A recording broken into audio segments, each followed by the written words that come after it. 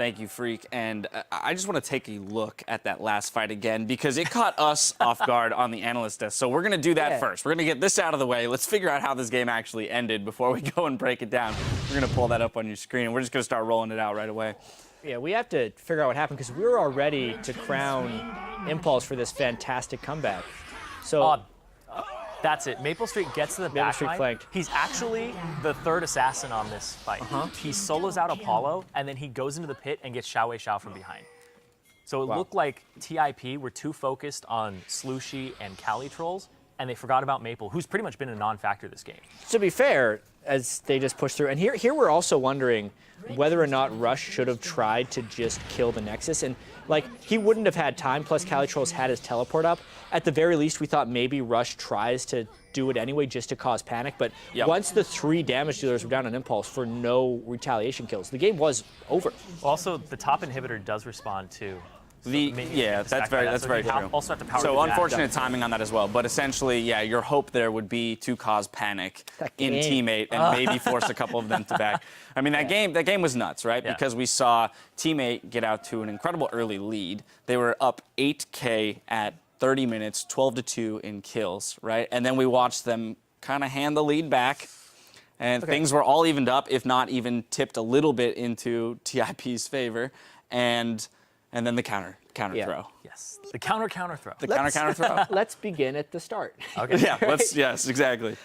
Some fantastic outplays in the mid lane by Slushy's LeBlanc. I mean, the first counter gank was so exquisite there, where he dodged away from Jarvan and still landed the chain. Then he just started killing Rush again and again and made it seem like the game would just descend into total chaos, and it pretty much did. That was the teammate style. 2 assassins-ish. I mean, Fizz is more of a Relia right now with that build. Yeah.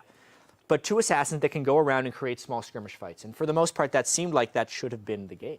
Yeah, exactly. They had created that kind of chaos that they normally look for the small skirmishes, which brought them to that 12-2 point.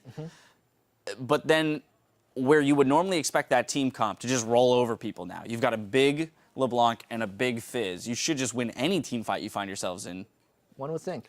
If you have all 5 people there. Yeah.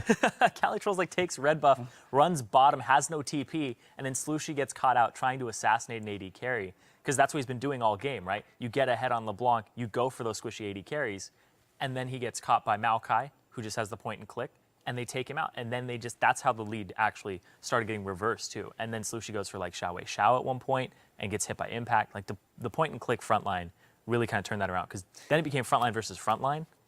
And Maokai Jarvan, a little bit better than just a solo Rek'Sai. Absolutely. Yeah. Two players, though, I want to point out. One we already mentioned, Slushy, pulling out some great individual plays to get himself ahead.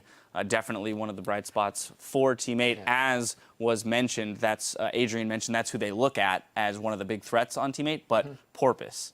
Yeah. I feel we had the interview with him, which is great, but I feel may have gone unnoticed in that game.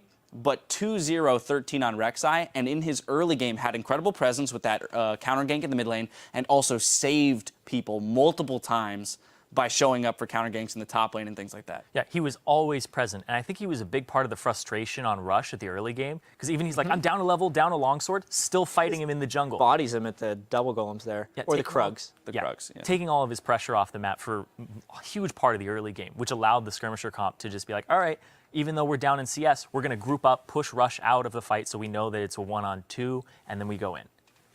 Yeah, well, I mean, I think that's pretty much how, as far as we can go with the analysis of that game, in that, ridiculous. You know, yes, exactly. It was a little ridiculous. Total chaos team composition, working in the sense, mainly because Porpoise Pops got the roamers going.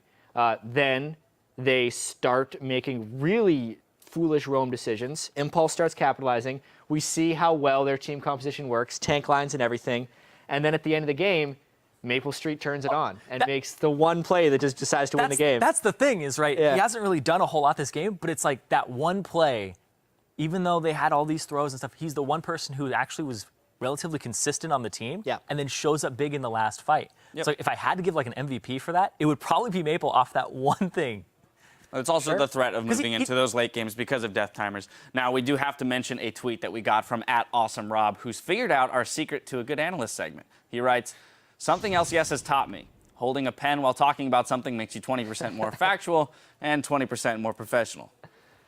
I agree. not wrong. That's why if you drop a pen, like, I would look foolish if I just had a piece of paper up there with no pen. What are you doing with that piece of paper? You can't write on that. Well, thank you for that, Rob. You are awesome. We are going to step away, but meet us back here for Game 3, Team Liquid versus Gravity. The NA LCS continues after this.